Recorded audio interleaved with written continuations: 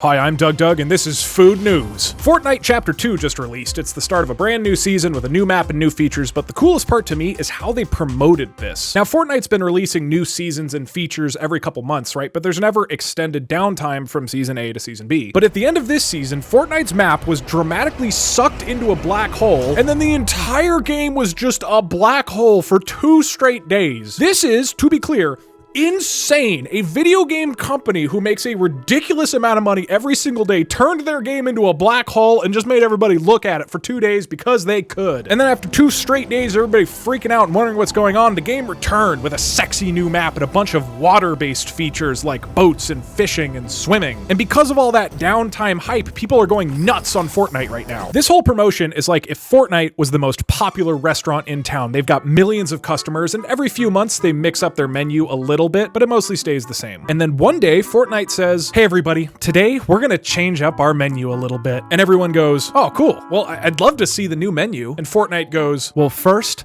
I'm gonna blow up my fucking restaurant!" Everyone hang on!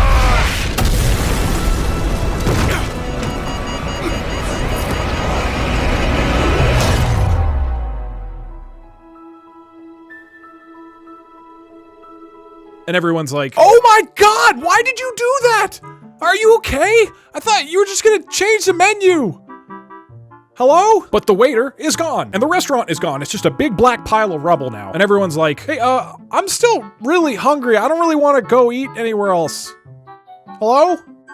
Hello?" And even though there's a McDonald's like right down the street, everybody just stays in the restaurant staring at the hole, starving to death, hoping something will happen until finally 2 days later, somebody from Epic pops out of the rubble and says, "Hey everybody, we're proud to announce that we turned our restaurant into a water park. Yeah! We got boats and fishing and swimming, and we're selling hot dogs and Dasani. Yeah!" And people are like, "I don't care. I am just so hungry." And now everybody's going ape shit over this water park restaurant because Epic did such a good job of starving everybody to increase demand. Now, I genuinely love what Epic did here. I haven't played Fortnite in a little while, but it got me and everybody else to pay attention. This was creative and bold and weird, and I think a real chef should try blowing up their restaurant and see if this works in real life. Steam is rolling out a new online local multiplayer feature, and this is going to give you the ability to play co-op games with a friend over the internet. This is like if you decided to cook dinner with your friend, well then before this, you would both have to be in the same kitchen together to cook. But with Steam's new feature, you can both cook dinner in your own kitchen, and then Steam will just deliver the food really fast back and forth between your kitchens while you cook, so it feels like you're both there. And the coolest part about this feature is that only one person has to buy the game. Your friends can play with you without buying the game themselves. Which is like if every time you bought groceries, Steam went and bought the same groceries and sent them to your friend's kitchen free of charge. Which means that this feature is the solution to world hunger. President Donald Trump now has a Twitch account, and he's been streaming his political rallies to the platform. Now, if Twitch is a fruit salad,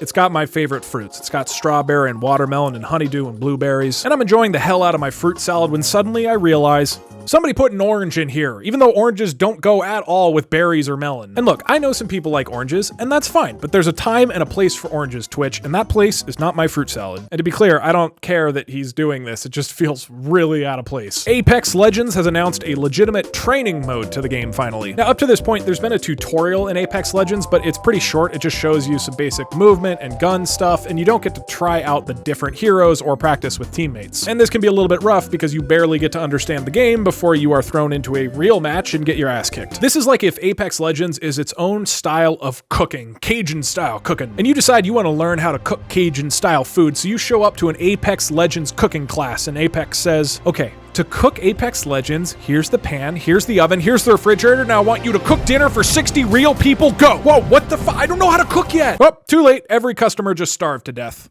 Man, you're bad at this. And you say, "Okay, can you please just tell me how to actually cook first?" Fine. So now Apex Legends is going to have a longer cooking class before they have you go kill 60 customers. And I think Apex is awesome, but I did struggle with the sharp learning curve of it a bit. So hopefully this helps people ease into its cooking style a little better. Next up, Pokemon Go has had a weird issue in this specific part of Greece. Now normally in Pokemon Go, there's obviously wild Pokemon that spawn around the world, but for the island of Salamis, Pokemon just stopped spawning completely 7 months ago and just never came back. And it makes the game basically unplayable for them. Now apparently apparently the Pokemon disappearing here is due to a bug with the underlying map software that probably flagged this area as a nature reserve even though it's inhabited. And as a result, the wild Pokemon just stopped appearing back in March and just never came back. Now the Pokemon Go players of Salamina are very passionate, so they reached out to the developers, Niantic, to ask for help, but Niantic just told them they were aware of the bug and they had no timeline for a fix. We're sorry for the inconvenience and hope that you can continue to enjoy the game in other locations until the issue is resolved. This to me is like one of those old Bible stories where you have a bunch of farmers who are growing food for many years, but suddenly a bunch of locust bugs show up and they ravage the fields and ruin the crops. And so the poor farmers looked to the heavens and they shouted, "Almighty Niantic, please get rid of this bug. No food will grow here because of these locusts and we're starving." And Niantic